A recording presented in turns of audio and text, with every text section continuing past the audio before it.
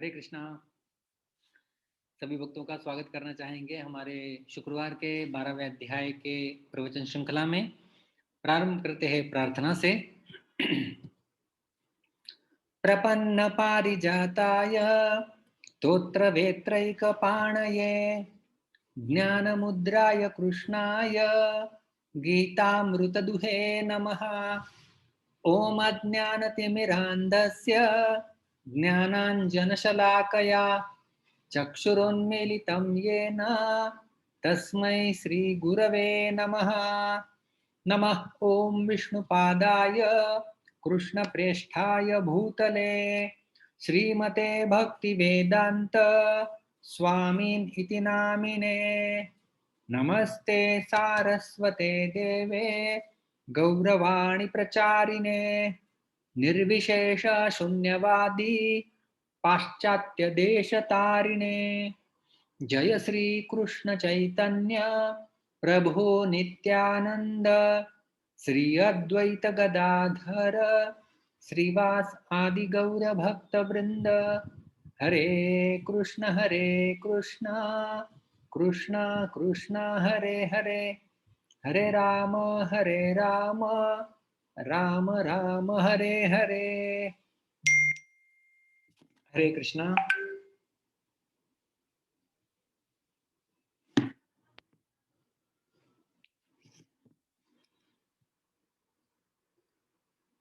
एक सेकंड के लिए विराम लेना चाहेंगे।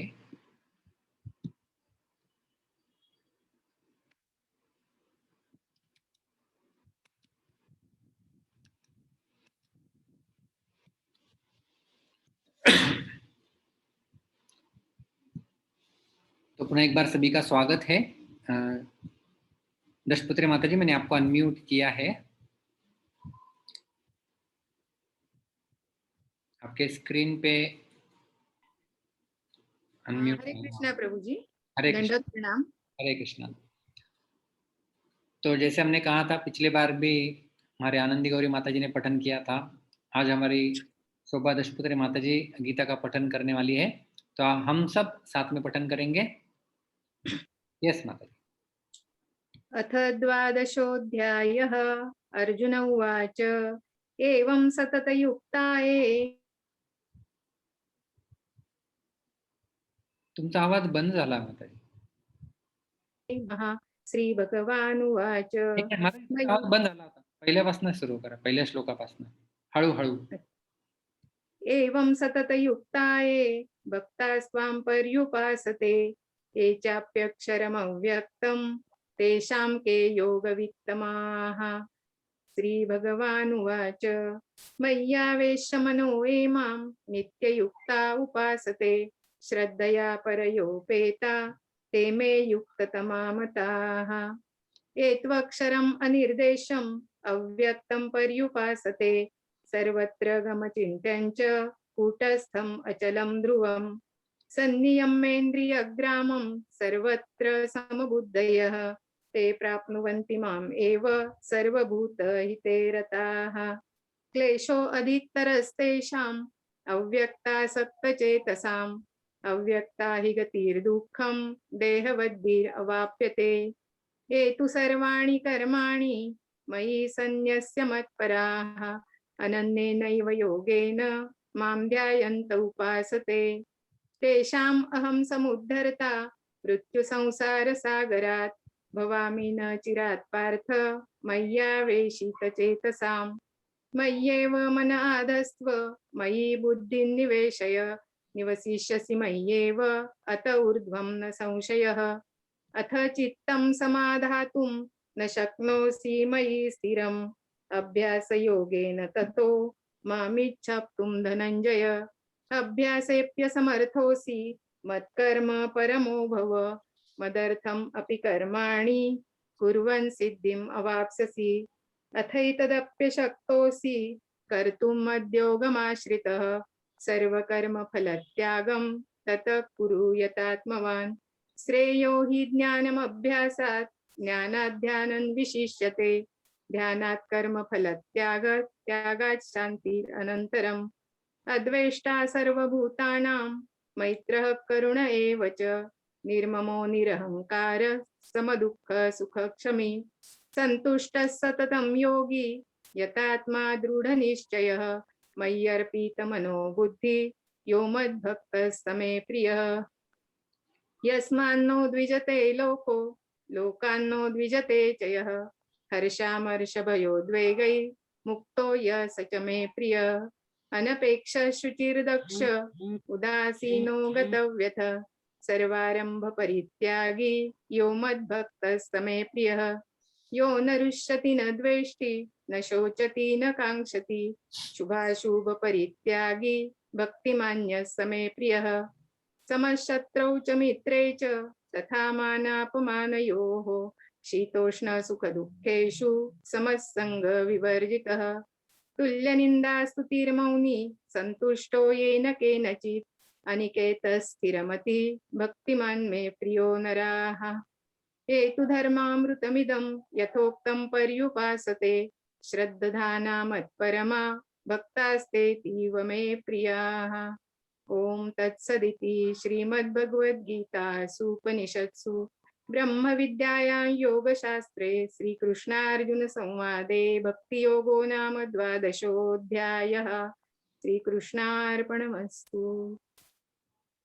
हरे कृष्णा प्रभु जी। धन्यवाद माता जी, बहुत अच्छे से आपने पठन किया, थैंक यू।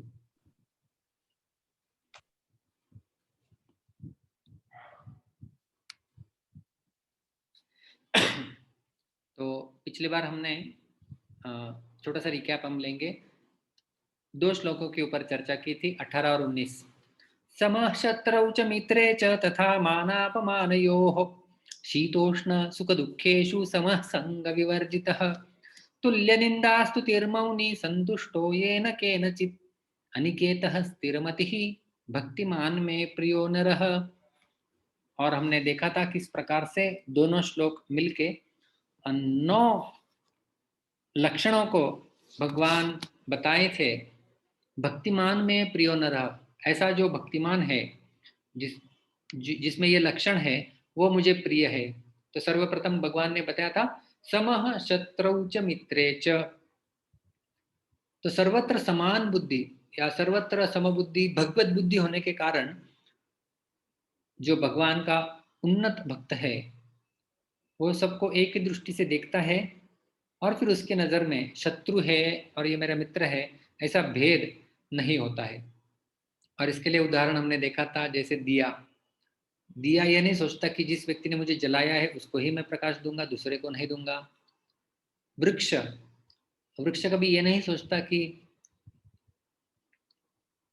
वृक्ष सबको छाया देता है, जो उसके नीचे आश्रय लेके बैठेगा उसे भी छाया देगा, जो पत्थर फेंक के मारेगा उसे भी छाया देगा। और गन्ना, ये 3 उदाहरण हमने देखे थे। गन्ना जिस प्रकार से हमने देखा था कि जिसने खेती की है उसके लिए भी मीठा होता है और जो उसका रस बनाने के लिए मशीन में चूर कर देता है उसको, उसे भी मीठा ही लगता है। तो इस प्रकार से भक्त होता है। दूसरा हमने देखा था सममानापमान योः, क्योंकि भगवान का जो उन्नत भक्त होता है उसमें न तो अहमता का भाव होता है और न ममता का भाव होता है, निर्मम और निरहंकारो। इसलिए मान और अपमान, मान में वो हर्षित नहीं होता और अपमान में वो दुखित नहीं होता। तीसरा हमने देखा था शीतोष्ण सुख दुखेषु समः। शीत उष्ण ये शारीरिक स्तर का द्वंद्व है और सुख दुख ये मानसिक स्तर का द्वंद्व है। तो इन दोनों द्वंद्वों से भगवान का उन्नत भक्त मुक्त होता है, इसलिए शीतोष्ण सुख दुखेषु समः। चौथा गुण हमने देखा था संग विवर्जितः। वर्जित का अर्थ होता है त्याग देना, विवर्जित विशेष रूप से त्यागा हुआ है। क्या त्यागा हुआ है?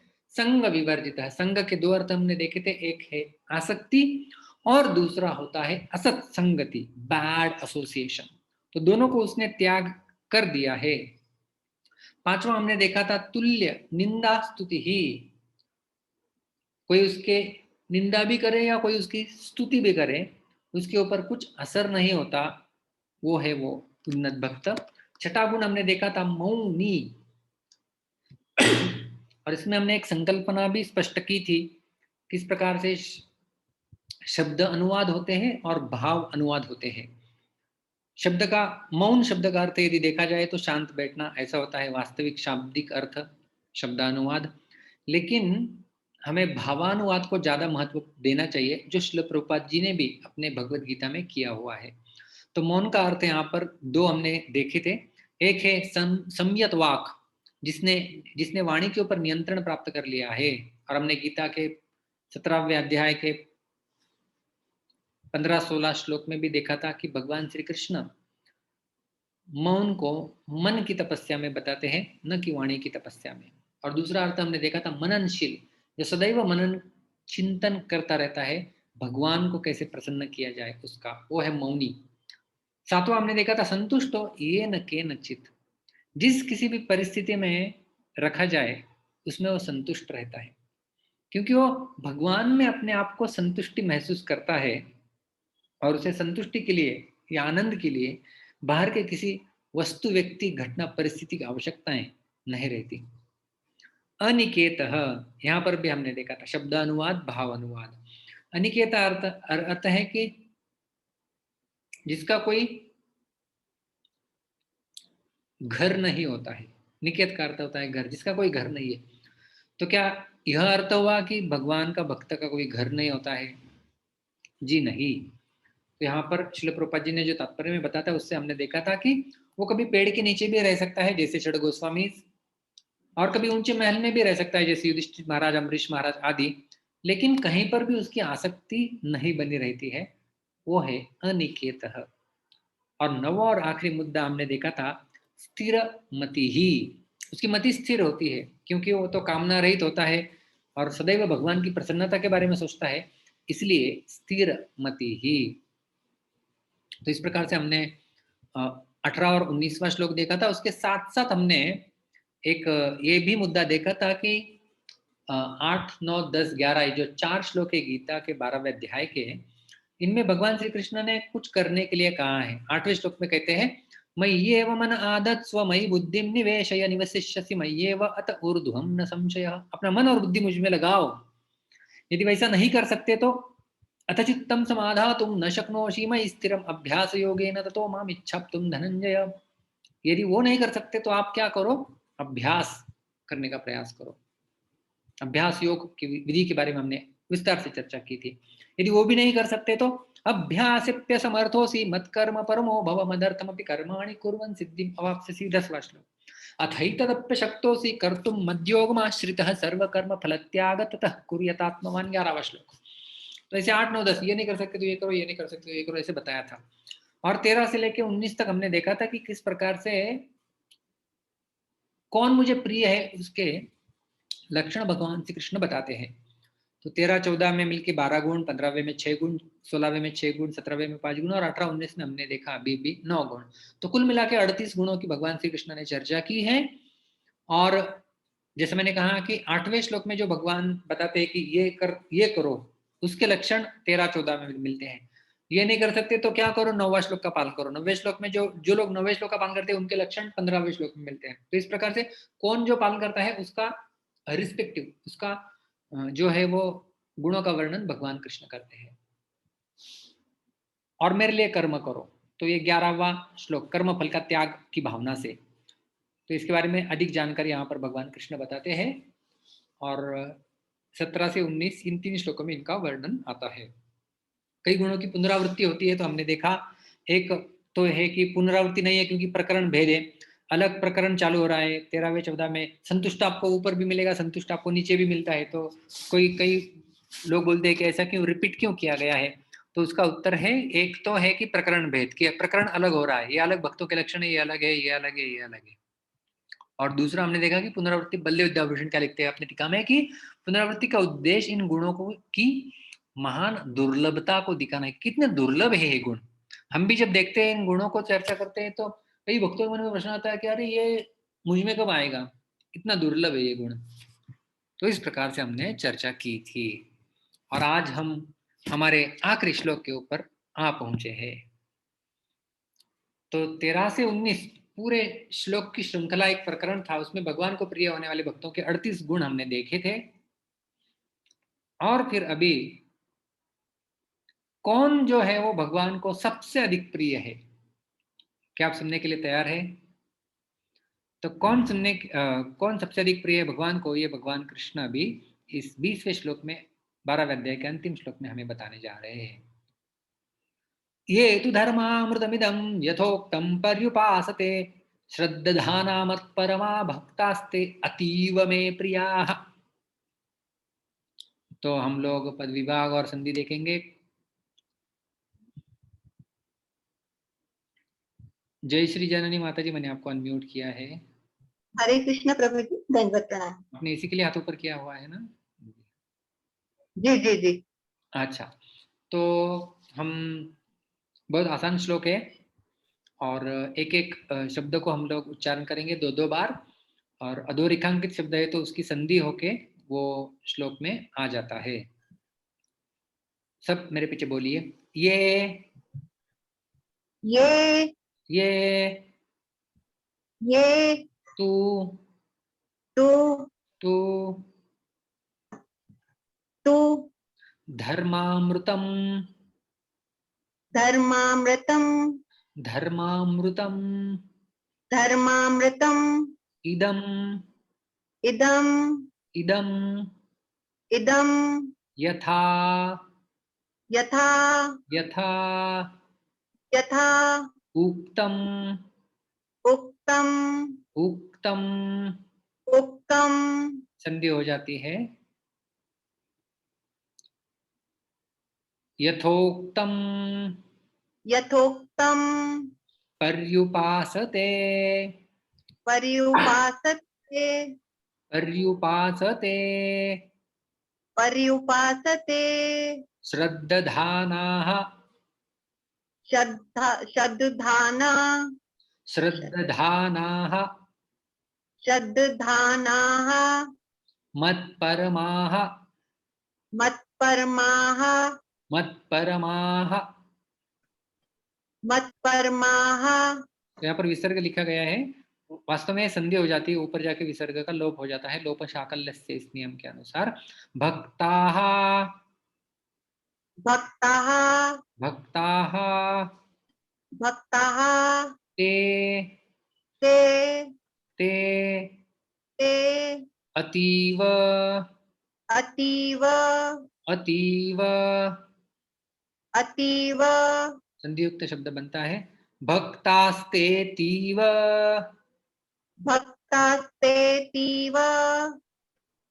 ये जो एस जैसा दिखता है उसे अवग्रह कहते हैं, क्योंकि यहाँ पर ते के बाद जो अ है वो अ यहाँ पर छिप जाता है, एक दृष्टिकोण से देखा जाए तो साधारण भाषा में। तो ये इसे अवग्रह या अवखंड बोल सकते हैं। भक्तास्तेतीव भक्तास्तेतीव में में में में प्रियाः प्रियाः प्रियाः। प्रियाः। संपूर्ण श्लोक बोलेंगे एक एक पाद के साथ। ये तु धर्मामृतमिदम् ये तु धर्मामृतमिदम् यथोक्तं पर्युपासते यथोक्तं पर्युपासते श्रद्धाना मत्परमा श्रद्धाना मत्परमा भक्तास्तेतीव मे प्रियाः। भक्तास्तेतीव मे प्रिया। धन्यवाद माता जी, बहुत अच्छे। हरे कृष्ण प्रभु जी, धन्यवाद। तो हम अन्वय देखेंगे और एक एक शब्द को समझने का प्रयास करेंगे कि क्या इस श्लोक में भगवान कह रहे हैं। ये तू, ये मतलब जो लोग, और तू मतलब किंतु। कौन लोग? श्रद्धानाः मत्परमाः भक्ताः। ये तीन विशेषण है ये उन लोगों के। क्या करते हैं वो? इदम धर्मामृतम यथा उक्तम पर्युपासते। ये जो धर्म का अमृत है, जिस प्रकार यथा उक्तम, जिस प्रकार कहा गया है उसका वो उपासना करते हैं अच्छे से। ते में अतीव प्रिया, ये ते, ये ते, यदि, तरहि, यथा, तथा, ये चलता है ना संस्कृत में, हम लोग देखा हुआ है। यदा तदा, यदा यदा ही धर्मस्य ग्लानिर्भवति भारत तदात्मानं सृजाम्यहम्, यत्र योगेश्वर कृष्ण तत्र, तो यत्र तत्र यदा तदा यदि तरहि यथा तथा ये ते, तो ये जो लोग, वो लोग, ते में मतलब मुझे, अतीव प्रिया, बहुत ही अधिक प्रिय है। तो हम इस स्लाइड के ऊपर पुनः आएंगे आखिर में, लेकिन पहले सारे शब्दों को समझ लेंगे, तब यह स्लाइड और अच्छे से समझ में आएगी। ये तू, तो तू शब्द हमें पता है, तू का अर्थ होता है किंतु।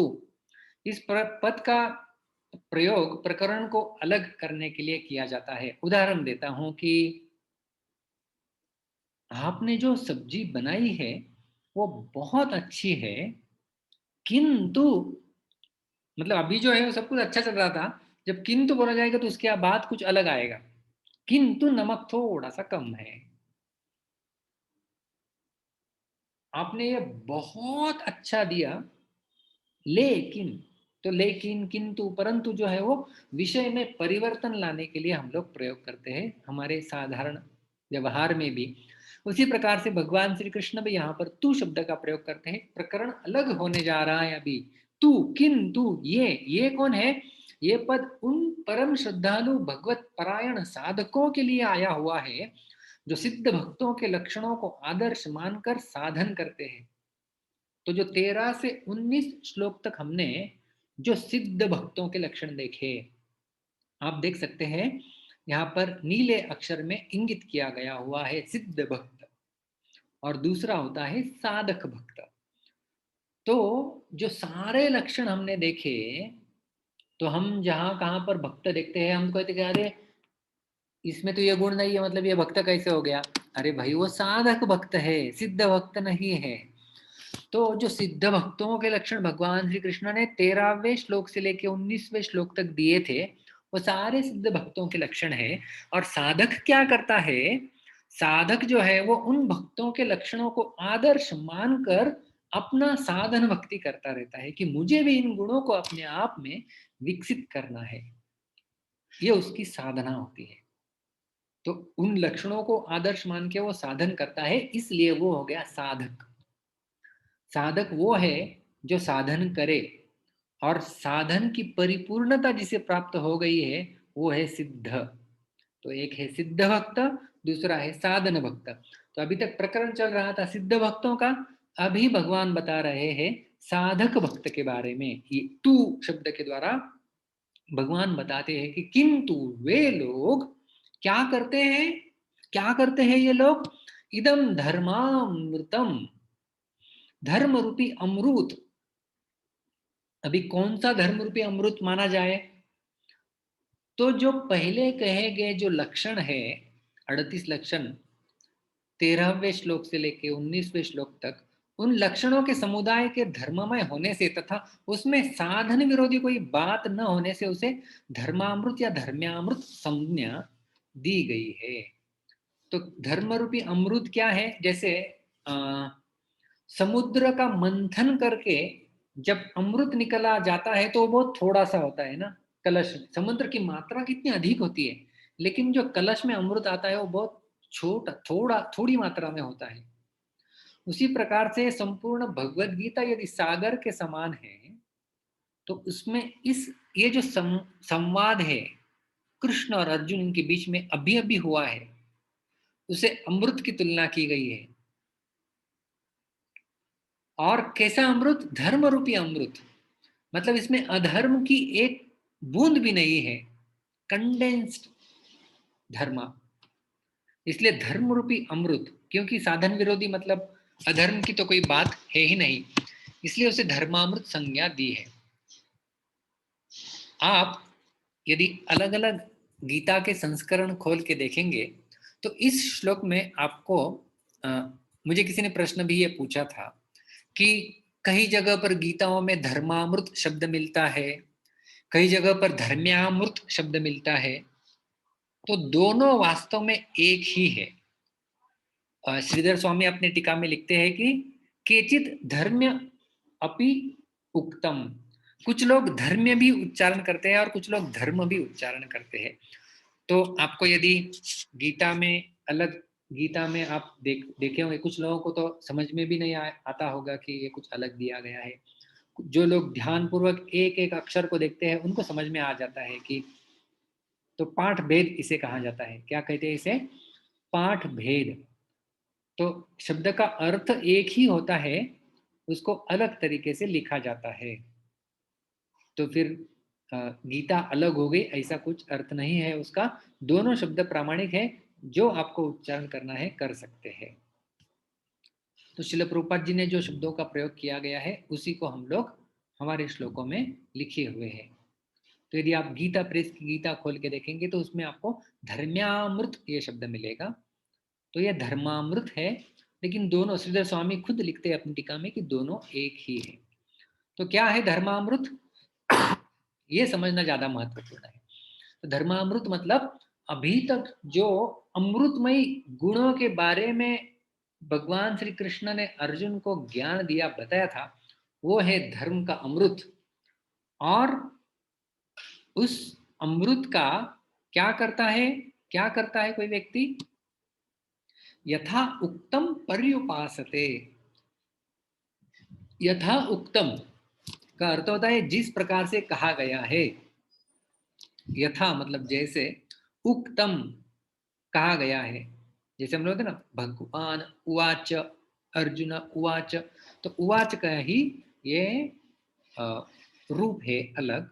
उक्तम कहा गया, भूतकाल में ये दर्शित करता है जो कहा गया है। पर्युपासते, अभी ये बहुत सुंदर शब्द है।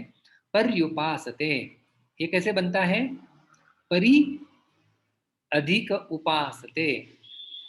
ये तो हम 12वें अध्याय के पहले श्लोक में भी देख चुके हैं। एवं सतत युक्ता ये भक्तास्त्वाम पर्युपासते। तो पर्युपासते, परि अधिक उपासते। उपासते का अर्थ होता है उपासना करना, और परि का अर्थ होता है बहुत अच्छे से उपासना करना। तो ये जो धर्म रूपी अमृत दिया गया है उसकी उपासना का अर्थ क्या हुआ?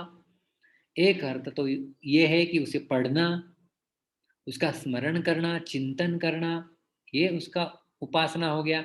जैसे भगवान श्री कृष्ण स्वयं कहते हैं गीता के 18वें अध्याय में कि जो कोई व्यक्ति गीता का अध्ययन करता है वह ज्ञान यज्ञ के द्वारा मेरी उपासना कर रहा है। तो हम उसका अध्ययन करके उसकी उपासना कर सकते हैं, लेकिन पर्युपासते, परि लगाया गया है मतलब अच्छे से उसका उपासना करता है। तो इसका अर्थ क्या होता है? साधकों का सिद्ध भक्तों के गुणों के प्रति स्वाभाविक आदर भाव होता है। कितने अच्छे गुण, और वे उन गुणों को अपने में उतारने की चेष्टा करते हैं। यही साधक भक्तों द्वारा उन गुणों का अच्छी तरह से सेवन करना है। केवल सेवन करना कहते, उपासते कहते तो केवल उसको पढ़ना, मनन करना, चिंतन करना, याद करना, उसका उच्चारण करना। लेकिन परि शब्द लगाया गया है, अच्छे से उपासना करता है का अर्थ है कि उसे वह अपने जीवन में लाने का, जीवन में उतारने का प्रयास करता है, चेष्टा करता है। यह है पर्युपासते का अर्थ। तो यहां पर हमने क्या देखा अभी तक? जो लोग ये तू किंतु मतलब जो सिद्ध नहीं है लेकिन साधक है, जो सिद्ध भक्तों के लक्षणों को आदर्श मानते हैं और इस धर्म रूपी अमृत को जो है वो उपासन करते हैं जैसे बताया हुआ है, यथा उत्तम। और किस प्रकार की उपासना? परि परि उपासना। उसको वो न केवल सुनते हैं, पढ़ते हैं, अध्ययन करते हैं, अपितु अपने जीवन में उतारने का भी प्रयास करते हैं। और अभी उनके विशेषण बताते हैं भगवान। सबसे पहला बताते हैं श्रद्धाना, कि उनमें श्रद्धा होती है। अभी देखिए, ये जो श्रद्धा की बात है वो सिद्ध भक्तों के लक्षणों में नहीं बताई गई थी। आपने यदि देखा होगा 13वें श्लोक से लेकर के 19वें श्लोक तक आप देखिए, आपको श्रद्धा शब्द मिलता है क्या? नहीं मिलता है। अद्वेष्टा सर्वभूतानाम से शुरू हो जाता है श्रृंखला। तो श्रद्धा की आवश्यकता साधकों को अधिक होती है, क्योंकि जब श्रद्धा आगे चल के सिद्ध भक्तों के लिए निष्ठा, प्रेम आदि में वो परिवर्तित हो जाती है। श्रद्धा रहती है लेकिन वो दूसरे गुणों में परिवर्तित हो जाती है। लेकिन साधकों को श्रद्धा अतीव आवश्यक है, और जो श्रद्धावान होता है उसी को ज्ञान प्राप्त होता है। भगवत गीता के चौथे अध्याय में ही भगवान श्री कृष्ण 39वें श्लोक में बताते हैं, श्रद्धावान लभते ज्ञानम। जो श्रद्धावान होता है उसे ही ज्ञान की प्राप्ति हो सकती है। यदि श्रद्धा नहीं होगी तो क्या होगा? 9वें अध्याय के 3रे श्लोक में भगवान कहते हैं, श्रद्धा नहीं होगी तो उसका परिणाम अश्रद्धाना पुरुषा धर्मस्यास्य परंतप अप्राप्य माम निवर्तन्ते मृत्यु संसार वर्त्मनि। अश्रद्धाना पुरुषाः, ऐसे पुरुष, ऐसे लोग जो अश्रद्धा है, जिनमें श्रद्धा बिल्कुल नहीं है। किसके प्रति? धर्मस्य अस्य, इस धर्म के ऊपर जिनकी श्रद्धा नहीं है। हे परंतप, हे अर्जुन, अप्राप्य माम, मुझे वो प्राप्त नहीं करते हैं। तो किसे प्राप्त करते हैं? मृत्यु संसार वर्त्मनि, मृत्यु रूपी संसार को निवर्तन्ते, वो जाते हैं और वापस आते, जन्म मृत्यु रूपी चक्र में वो फंस जाते हैं। माम अप्राप्य, मुझे नहीं प्राप्त करते हैं।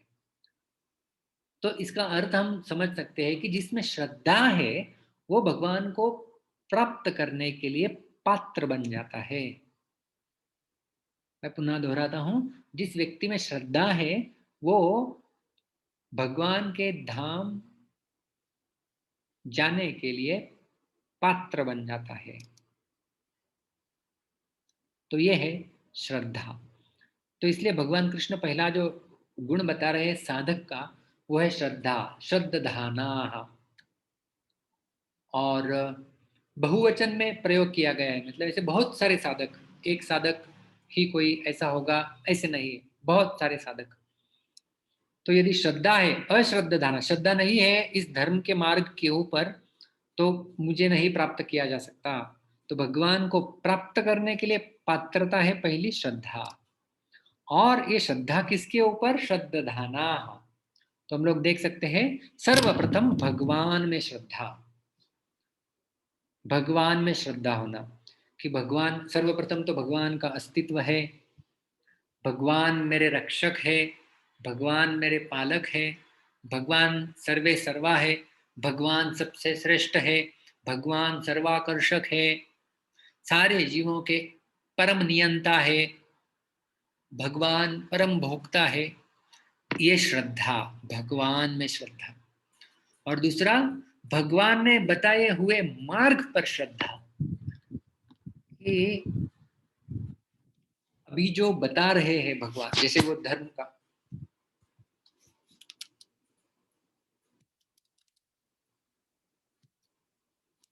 जैसे भगवान बता रहे हैं कि भगवान ने बताया है, तो 13वें श्लोक से लेकर 19वें श्लोक तक जो धर्ममय गुण बताए हैं भगवान ने, उन बताए हुए गुणों को आत्मसात करना और उनको अपने जीवन में उतारने का प्रयास करना। तो जैसे डॉक्टर होता है ना, डॉक्टर, वैद्य, तो जिन वैद्य के ऊपर यदि हमारी श्रद्धा है ना, तभी उनके द्वारा दी गई औषधि हमारे ऊपर प्रभाव कर सकती है। यदि हमारी श्रद्धा नहीं है उस वैद्य के ऊपर, तो उन्होंने भले कितनी भी अच्छी दवा क्यों न दी है, वो हमारे ऊपर असर नहीं करेगी। इसलिए सर्वप्रथम महत्वपूर्ण गुण, कहीं पर भी आप जाइए, कोई यदि शिक्षक है, उसके ऊपर यदि विद्यार्थी की श्रद्धा है, तब जाके उसके वो विषय जो सिखा रहा है शिक्षक, वो उसे समझ में आएगा। तो ये सर्वप्रथम मुद्दा होता है श्रद्धा का। किसी भी क्षेत्र में हम देख रहे हैं, यदि आपको सीखना है तो शिक्षक में श्रद्धा, यदि आपको दवाई लेनी है तो वैद्य में श्रद्धा, यदि आपको आध्यात्मिक दीक्षा लेनी है तो गुरु के ऊपर श्रद्धा, और इसी प्रकार से भगवान में और भगवान ने बताए हुए मार्ग पर हमें दृढ़ श्रद्धा होनी चाहिए। और ये श्रद्धा ही सबसे महत्वपूर्ण अंग है एक साधक के लिए। और हमने देखा प्रमाण गीता के 9वें अध्याय का 3रा श्लोक, यदि वो श्रद्धा नहीं है तो भगवत प्राप्ति नहीं हो सकती। भगवत प्राप्ति तो छोड़ दीजिए, यदि श्रद्धा नहीं है तो वैद्य के द्वारा दी गई दवा भी कार्य नहीं कर सकती। अगला गुण भगवान बताते हैं मत परमाः। वे श्री कृष्ण को ही अपना परम आश्रय और सबसे बड़ा सत्य मानते हैं। मत परमाः, मैं उनके लिए परम तत्व हूं। परम मतलब सर्वश्रेष्ठ। आप जानते हैं, हम लोग साधारण ये प्रयोग भी करते हैं ना कि परम computer, supreme computer, supreme personality, परम, परमोच्च। तो परम मतलब सर्वश्रेष्ठ, तो भगवान सर्वश्रेष्ठ है ऐसा मानकर शरणागत होना। गीता में अलग अलग जगह पर यह शब्द पाया जाता है। यहाँ पर लिखा गया है मत कर्म कृत मत परमो मत भक्त संग वर्जितः निर्वैरः सर्वभूतेषु यः समामेति पांडव। मेरे पास कौन आ जाता है, उसमें भगवान बताते हैं 11वें अध्याय के 55वें श्लोक में मत परमः, मुझे वो परम मानता है। और इसी अध्याय के 12वें अध्याय के 6ठे श्लोक में भी हमने देखा था मत पराः। तो ये है मत परमाः, जिन्होंने भगवान को एक श्रेष्ठतम तत्व स्वीकार करके उन्हें शरणागत होने का संकल्प किया है, वो है मत परमाः।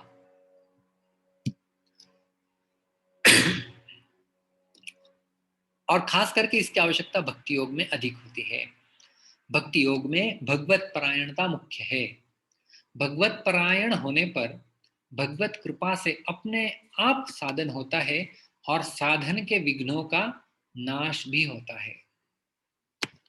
जो साधना में जो विघ्न आते हैं ना, उनका नाश भी हो सकता है और साधन भी अपने आप हो जाता है। इसलिए गीता के 18वें अध्याय के 58वें श्लोक में भगवान श्री कृष्ण कहते हैं ना कि मच्चित्तः सर्वदुर्गाणि मत प्रसादात् तरिष्यसि। मच्चित्तः वही है वो जो अपना चित्त मुझ में लगाते हैं। सर्वदुर्गाणि सारे प्रकार के अवरोध मत प्रसादात् तरिष्यसि, मेरी कृपा से आप उसे पार कर पाएंगे। तो साधन में जो आने वाले सारे विघ्न हैं, उनका यदि हम लोग नाश चाहते हैं तो उसके लिए हमें भगवत कृपा की आवश्यकता होगी। और भगवत कृपा यदि हम चाहते हैं तो भगवत परायण हमें बनना होगा। तो आप समझ रहे हैं, साधना में आने वाले विघ्नों का नाश चाहिए तो हमें भगवत कृपा चाहिए, भगवत कृपा चाहिए तो भगवत परायण बनना होगा। और जब हम भगवत परायण बनेंगे तो उसी प्रकार से भगवत कृपा मिलेगी, साधना के विघ्न चले जाएंगे और साधन अपने आप होगा और फिर भगवान के धाम जाना सरल बन जाएगा। तो ये था मत परमाः। और तीसरा भगवान शब्द प्रयोग करते हैं भक्ताः। तो कौन है ये भक्ता? भक्त का तो हम परिभाषा जानते हैं, भक्ति मार्ग पर चलने वाले भगवत आश्रित साधकों के लिए यहाँ पर भक्ताः पद प्रयुक्त किया गया है। और जो कि वास्तव में यदि आप देखें तो 12वें अध्याय के पहले श्लोक में अर्जुन का यही प्रश्न था, एवं सतत युक्ता ये भक्ता त्वां पर्युपासते। भक्ता ऐसे भक्त जो आपकी उपासना करते हैं, ये चाप्यक्षरम अव्यक्तम तेषाम के योग वित्तमाः। कौन श्रेष्ठ है? तो ये श्लोक में वास्तव में भगवान उसी प्रश्न के पास लेके जा रहे हैं। आप देखिए कौन श्रेष्ठ है। हम हमारा अगले सत्र में तो पूरे अध्याय की चर्चा करने वाले हैं, पहले श्लोक से लेकर के 20वें श्लोक तक कैसे कैसे कैसे आगे जा रही है गाड़ी। लेकिन आप देखिए पहले श्लोक तक भगवान अभी तक संबंध नहीं छोड़े हैं। अर्जुन का प्रश्न भगवान के ध्यान में है और उसका ही उत्तर अभी यहाँ पर निष्कर्ष रूप में प्रदान कर रहे हैं कि भक्ता एवं सतत युक्ता है भक्ता स्वाम पर्युपासते। जो भक्त आपकी उपासना करते हैं वो श्रेष्ठ है कि अव्यक्त अक्षर की उपासना करने वाले श्रेष्ठ है? तो यहाँ पर भक्ता के बारे में बता रहे हैं कि जो भक्ति मार्ग पर चल रहा है और भगवान के आश्रित है, मत परमाः, और श्रद्धा से युक्त है, श्रद्धानाः, वो है भक्त। और उस भक्त के बारे में भगवान कहते हैं कि ते में अतीव प्रियाः। इस श्लोक का आखिरी पाद है। ते मतलब वे लोग। कौन लोग? ये लोग जिनमें इदम धर्म्यामृतम अमृतम, ये जो धर्म रूपी अमृत है, पर्युपासते, उसका अच्छे से सेवन करते हैं। श्रद्धानाः मत्परमाः भक्ताः ते, ये लोग, ते मैं मतलब मुझे, मम अतीव प्रियाः, प्रिय तो हम जानते हैं कि मुझे प्रिय है यह व्यक्ति, अतीव प्रियाः सबसे अधिक प्रिय है। तो अर्जुन का जो प्रश्न था कि कौन श्रेष्ठ है, तो यहाँ पर सीधा सीधा जवाब है भगवान का। वास्तव में देखा जाए तो दूसरे श्लोक में ही भगवान ने सीधा जवाब दे दिया था।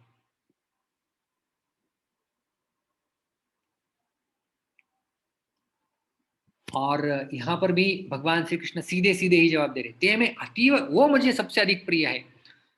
जो दूसरे श्लोक में भगवान ने बताया था ना, मैया विश्वमनो ये माम नित्युक्ता उपासते श्रद्धया अपरयोपेतास्ते में युक्ततमा मताः, वो सर्वश्रेष्ठ है। श्रद्धा वहां पर भी आई थी, देखो दूसरे श्लोक में वही श्रद्धाना यहाँ पर भी आया हुआ है। तो ते में अतीव प्रिय, वो मुझे अधिक अधिक प्रिय है, मतलब सर्वश्रेष्ठ हो गए ना, जो सर्वश्रेष्ठ है वही तो भगवान को प्रिय रहेगा, अतीव प्रिय। अभी आपके मन में प्रश्न आएगा, जो सिद्ध भक्त बताया था वास्तव में, जिसके वो गुण बताए थे, उनको भगवान कृष्ण ने प्रिय कहा। ये बहुत मजेदार है, आप ध्यान से सुनिए। जो 5 प्रकरण हमने देखे थे, 14वें श्लोक का एक प्रकरण, 15वें का एक प्रकरण, 16वें का एक प्रकरण, 17, 18 का एक प्रकरण, ये 13, 14 का प्रकरण है वास्तव में।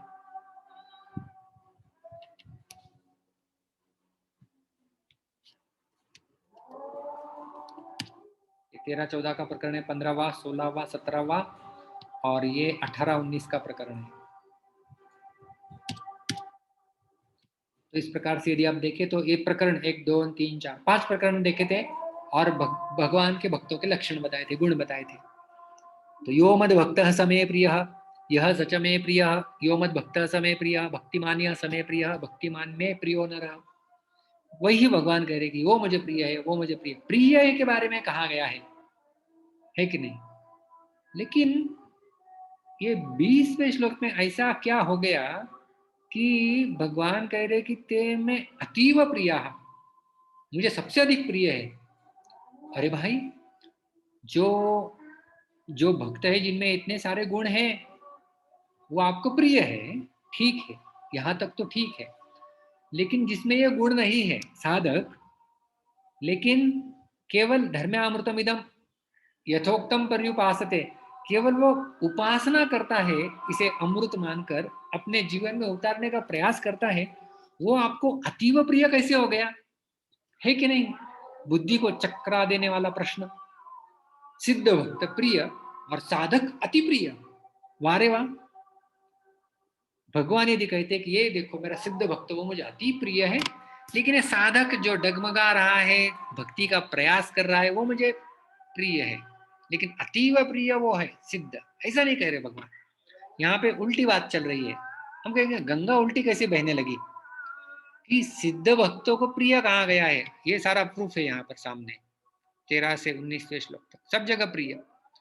लेकिन ये तू, किंतु वो लोग, जो लोग श्रद्धा है, मुझे मत परम मानते हैं, और जो अभी तक बताया गया है उस अमृत रूपी धर्म की उपासना करते हैं, अच्छे से अपने जीवन में उतारने का प्रयास करते हैं, वो मुझे अतीव प्रिय है। तो क्या कारण है कि भगवान साधक भक्तों को अतीव प्रिय बता रहे हैं और सिद्ध भक्तों को केवल प्रिय बता रहे हैं?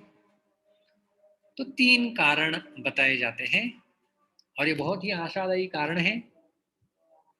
तो क्या कह रहे भगवान कि ऐसे साधक भक्त जो इस धर्म रूपी अमृत का उपासना करते हैं, वो मुझे अतीव प्रिय है, इन 3 कारणों की वजह से। क्या है 3 कारण? सबसे पहला कारण, सिद्ध भक्तों को तो भगवत प्राप्ति हो चुकी है, किंतु साधक भक्त भगवत प्राप्ति न होने पर भी श्रद्धा पूर्वक भगवान के परायण होते हैं, इसलिए वे भगवान को अत्यंत प्रिय होते हैं। समझ में आया मुद्दा? जो सिद्ध भक्त है उनको तो भगवत प्राप्ति हो गई है लगभग, ऑलमोस्ट ऑलवेज, लेकिन जो साधक है उसे अभी तक भगवत प्राप्ति नहीं हुई है, लेकिन फिर भी श्रद्धा पूर्वक वो भगवत परायण रहते हैं। तो जो सिद्ध भक्त के पास अभी भगवान ऑलरेडी है, वो भगवान से बातें कर सकते हैं, सब कुछ कर सकते हैं, वो तो सिद्ध है। लेकिन साधक भक्त न तो भगवान बातें करते हैं, न सपने में आते हैं। वो तो छोड़ दो, भगवान को मिलना तो छोड़ दो, भगवान सपने में भी नहीं आते हैं। कभी कभी एक आध बार आ जाते हैं कहीं कहीं। तो भगवत प्राप्ति तो हुई नहीं है, लेकिन फिर भी जो श्रद्धा है साधक की वो बनाए रखता है। हम होंगे कामयाब एक दिन, एक दिन भगवान की कृपा मेरे ऊपर अवश्य होगी, आशा बंध, ये उनका गुण होता है। और इसलिए भगवान को वो अतीव प्रिय होते हैं कि अभी तक मुझे प्राप्त नहीं कर लिया है, लेकिन फिर भी श्रद्धापूर्वक आगे बढ़ रहे हैं, कितनी मेहनत कर रही है देखो, इसलिए अतीव प्रिय। दूसरा गुण है सिद्ध भक्त भगवान के बड़े पुत्र के समान है, बड़े बेटे हैं, परंतु साधक भक्त भगवान के छोटे अबोध बालक के समान है। और छोटा बालक स्वाभाविक सबको प्रिय लगता है, इसलिए भगवान को भी साधक भक्त अत्यंत प्रिय है कि नहीं? साधारण यदि कोई माँ है तो माँ को साधारण रूप से छोटे के ऊपर अधिक प्रेम होता है। राजाओं की यदि बहुत सारी पत्नियां हैं तो छोटी पत्नी के ऊपर अधिक प्रेम होता है, ऐसा हम लोग शास्त्रों में पढ़े हैं। तो जो सिद्ध भक्त है वो तो अभी सिद्ध बन गए भगवान की कृपा से, बोलो अपनी साधना से, बोलो जिस किसी कारण से अभी वो सिद्धता तक पहुंच गए हैं, उनकी तरफ अभी भगवान को ज्यादा ध्यान नहीं देना होता है, वो भी सिद्ध हो गए हैं। और वो बड़े बेटे के समान है। ऐसा ना कि पिताजी देखते हैं अभी बड़ा बेटा सेटल हो गया है, लेकिन छोटा बेटा उसको सेटल करना है, उसमें दखल अंदाज करते हैं, और छोटे के प्रति थोड़ा प्रेम अधिक होता ही है, छोटा सबको प्रिय लगता है। उसी प्रकार से साधक छोटा बालक के समान होता है, भगवान को अति प्रिय होता है। तीसरा और आखिरी कारण, सिद्ध भक्तों को तो भगवान अपने प्रत्यक्ष दर्शन देकर ऋण मुक्त मान लेते हैं। चलो भाई ये सिद्ध है, इसको दर्शन दे दिया, अभी तो मैं ऋण मुक्त हो गया हूं। लेकिन साधक भक्तों अभी तक प्रत्यक्ष दर्शन नहीं दिया है भगवान ने, विश्वास पूर्वक एकमात्र भगवान के आश्रित होकर ही भक्ति करता रहता है, कभी तो भगवान मिलेंगे।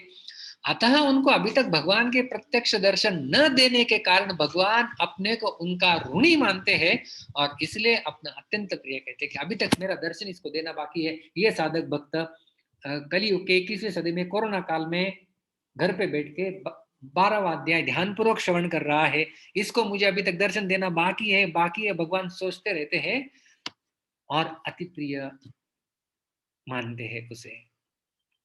जो सिद्ध भक्त हो वो तो भगवान अभी ऋण मुक्त हो गए, अच्छा तूने इतनी भक्ति की, उसे तुझे दर्शन दे दिया है, अभी मैं ऋण मुक्त हो गया हूं। लेकिन जिसे अभी तक दर्शन देना शेष है, बाकी है, उस भक्त को भगवान अतीव प्रिय मानते हैं। तो ये बहुत महत्वपूर्ण और आशादायी मुद्दा है, समझने लायक। इन 3 मुद्दों से हम समझ सकते हैं कि साधक भी भगवान को उतना ही नहीं बल्कि ज्यादा अतीव प्रिय है, इसलिए साधना को कभी छोड़ना नहीं चाहिए। याद रखिए, इसलिए क्योंकि भगवान को साधक अतिशय प्रिय है, साधना को हमने कभी छोड़ना नहीं चाहिए। तो निष्कर्ष यदि हम लोग देखें तो 13 से लेकर 18वें श्लोक तक भगवान श्री कृष्ण ने 38 गुणों की चर्चा की। अलग अलग प्रकरण के भक्तों के अलग अलग गुण हमने देखे। इदम धर्म्यामृतम यथा उक्तम पर्युपासते, ये तू किंतु वो लोग, अभी अभी समझ में आया किंतु क्यों प्रयोग में लाया गया है। किंतु वो लोग जो अभी तक सिद्ध नहीं है, जिनमें ऊपर बताए हुए सारे गुण नहीं है, लेकिन यथा उक्तम जिस प्रकार से मैंने बताए हुए हैं, इदम धर्म अमृतम, ये अमृतमयी ये जो गुण मैंने बताए हैं, यथा उक्तम पर्युपासते, वो अपने जीवन में लाने के लिए प्रयास करता है, भले अभी तक आए नहीं हो। ऐसा हो सकता है ना कि अभी तक नहीं आए हो हमारे जीवन में।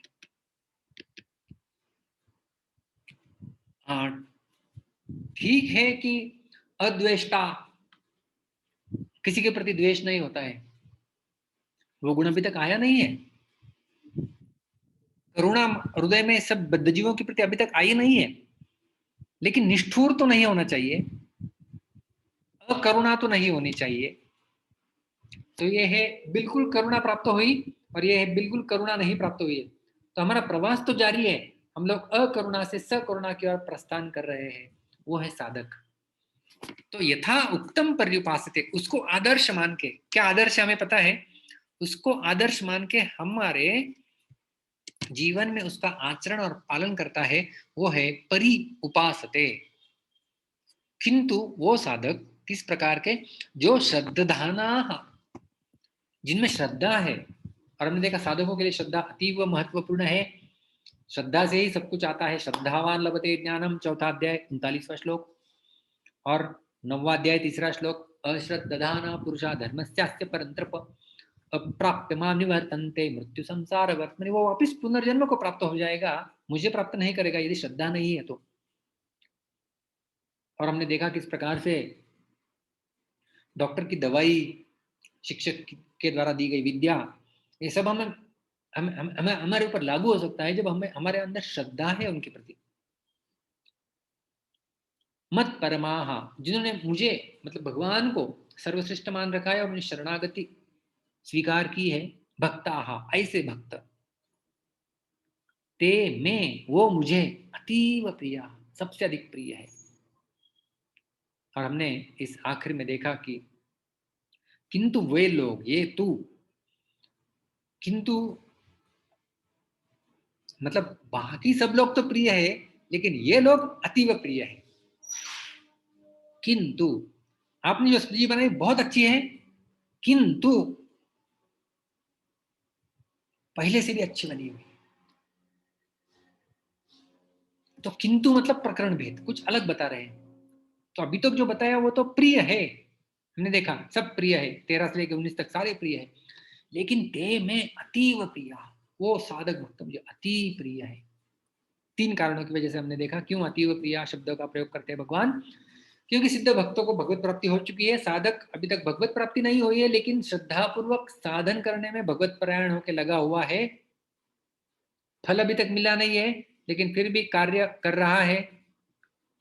दूसरा हमने देखा सिद्ध भक्त भगवान के बड़े पुत्र के समान है, साधक जो है वो छोटे अबोध बालक के समान है, और छोटा बालक सबको प्रिय होता है, इसलिए भगवान को ही साधक ज्यादा प्रिय है। और तीसरा और आखिरी मुद्दा हमने देखा कि सिद्ध भक्त को तो भगवान ने अपना दर्शन दे के अपने आप को कृतकृत्य ऋण मुक्त कर लिया है, लेकिन जो साधक विश्वास पूर्वक अभी तक भगवान का आश्रय लेके साधना भक्ति में अग्रसर हो रहा है, भगवान सोचते अभी तक मैंने उसे दर्शन नहीं दिया है, अभी मैं ऋणी हूं, उसका दर्शन देना शेष है, इसलिए वो अतीव प्रिय है। तो इस प्रकार से यहाँ पर 12वें अध्याय का 20वां श्लोक हम समाप्त करते हैं, और हमारा जो अगला सत्र रहेगा, आखिरी सत्र हम लोग लेंगे, उसमें संपूर्ण 12वां अध्याय के पहले श्लोक से लेकर के 20वें श्लोक तक किस प्रवाह से प्रवाह चला है। आप में से किसी लोगों ने मिस किया होगा तो आप उस सत्र को उपस्थित रह के उसकी पूरी कर सकते हैं, और आपने सारे किए हैं तो आपकी एक अच्छे से रिवीजन भी हो जाएगी। हरे कृष्णा। किसी का कोई प्रश्न है?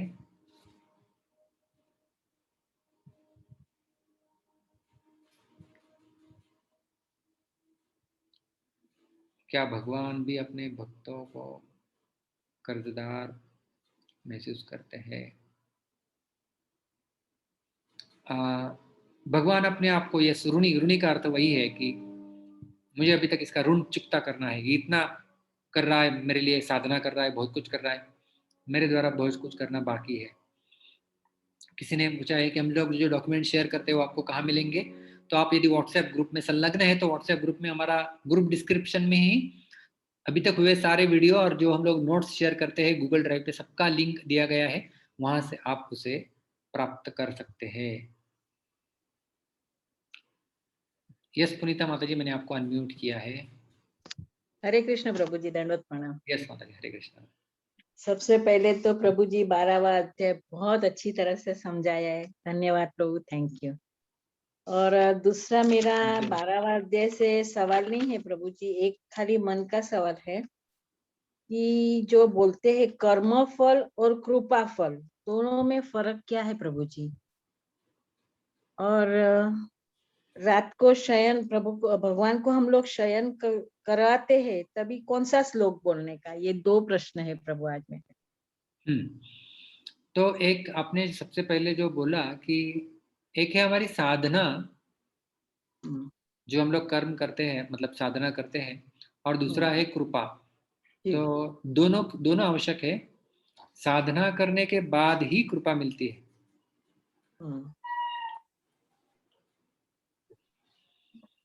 कि जब हम साधना करते हैं तभी जाके आगे चल के कृपा प्राप्त हो सकती है।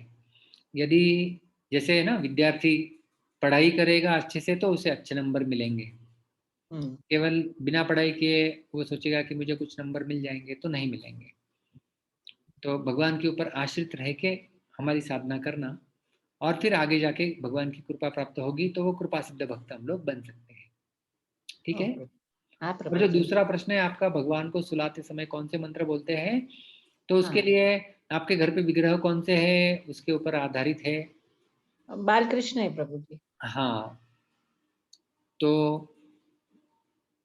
केवल आगच्छ शयनम स्थानम ऐसे हम लोग बोलते हैं। आगच्छ शयनम स्थानम कृष्णाय नमः ऐसे प्रभु जी बोलते इसमें डाल देंगे क्या आप हैं। हाँ ग्रुप में या व्हाट्सएप पे प्लीज? हाँ हाँ, मिल जाएगा आपको। थैंक यू प्रभु जी।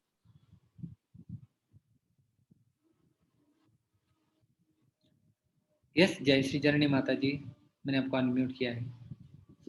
हरे कृष्ण प्रभु जी, हरे दंडवत प्रणाम। प्रभु जी बहुत सुंदर, अभी आपने 19 श्लोक इतने अच्छे से समझाया। 12वां अध्याय 19वें श्लोक में जो उन भक्तों के गुण थे कि ये गुण होने चाहिए तब भगवान के प्रिय हो सकते हैं, तो तब तक हिम्मत थोड़ी टूट रही थी कि ये इतने सारे गुण हमारे में कैसे आ सकते हैं।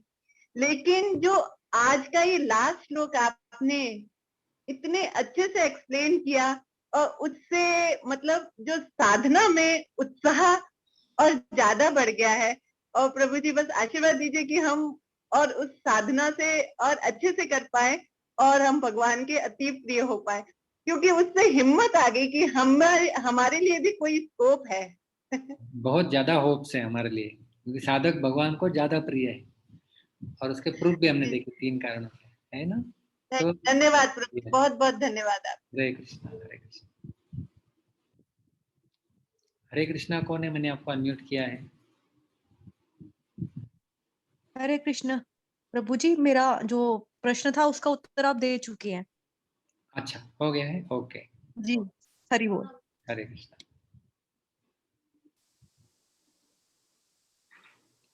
ठीक है, अभी तो किसी का कोई प्रश्न नहीं लग रहा है। तो मिलेंगे हम हमारे अगले शुक्रवार के सत्र में, जो हमारा 12वां अध्याय का आखिरी सत्र होगा। तो आप जरूर बने रहिए। तब तक के लिए बहुत बहुत धन्यवाद। हरे कृष्णा। ग्रंथराज श्रीमद् भगवद गीता की जय। श्रील प्रभुपाद की जय। हरे कृष्ण।